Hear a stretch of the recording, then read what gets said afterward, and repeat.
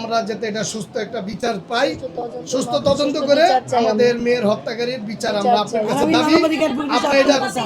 আপনি এটার সম্পূর্ণ দায়িত্ব আপনার উপরে, আপনার দায়িত্ব নিয়ে আমাদের এটার হত্যার বিচার আমরা সঠিকভাবে পাই, এটা আপনার কাছে দাবি।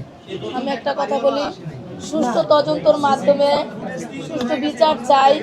আমার মেয়েকে ওইখানে কেন নিছে, কিভাবে নিছে, এটা তদন্তের মাধ্যমে জানা যাবে। কিন্তু আমার দাবি, আমি যেটাতে নিশ্চিত হয়েছে আমার মেয়েকে পরিকল্পিতভাবে হত্যা করা হয়েছে।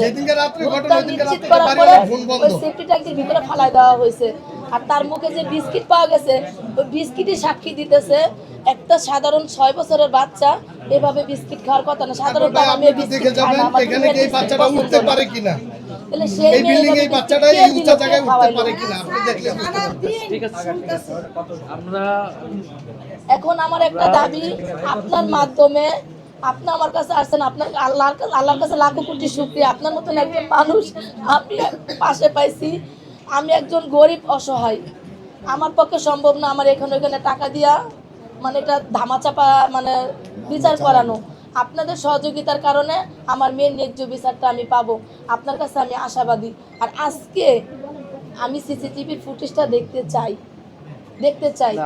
আমি আজকে দেখবো। আমরা সর্বাত্মকভাবে আপনাদের সাথে থাকবো, আমার বোনের মতো, এবং এই বিচারের দায়িত্ব আমি নিজে নিচ্ছি। এটা সুষ্ঠু তদন্ত এবং বিচার আমরা অবশ্যই নিশ্চিত করব, এটা আপনাদের কাছে, এলাকাবাসীর কাছে আমাদের ওয়াদা। আমরা অলওয়েজ আপনাদের সাথে যোগাযোগ থাকবে, আমাদের প্রতিনিধি যারা আছেন এখানে তাদের সাথে, এবং কোথাও কোনো গাফলতি ঘাটতি থাকলে আপনারা দেখলে আমাদেরকে জানাবেন। আর আপনাদের এটা নিয়ে কোনো খরচ বা দৌড়াদৌড়ি এগুলো কিছু লাগবে না, এটা সর্বাত্মকভাবে আমরা যা করার আমরা করবো। জাস্ট আপনাদের যেখানে উপস্থিত হওয়ার, কথা বলার, সেখানে বলবো। এখানে সর্বক্ষণ সহযোগিতা পাইছে আপনার যুব সমাজের তুষার বের কাছে, সবার কাছে সহযোগিতা পাইছে, আলহামদুলিল্লাহ সহযোগিতা পাইছে। আমরা এখানে কথাবার্তা বলে আমরা ওসির সাথে কথা বলবো, আপনি আসেন।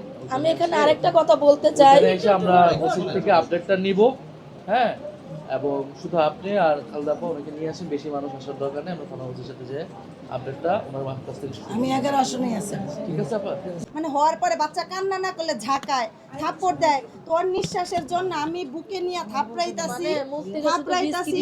তারপরে মনে করেন আরে আমি ডলতাছি করতেছি। আমির ভাই ছিল সামনে, আমাদের সবাই টানতেছে না।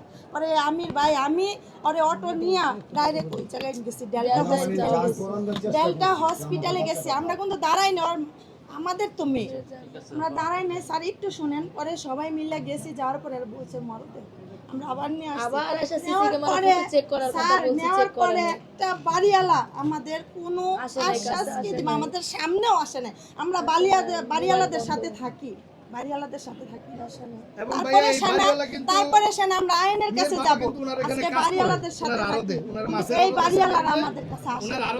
একটাই আপনারা ধরেন, কেন বাড়িওয়ালারা আমাদের সাথে আসে নাই, কেন আমাদের কাছে বাড়িওয়ালারা আসে নাই?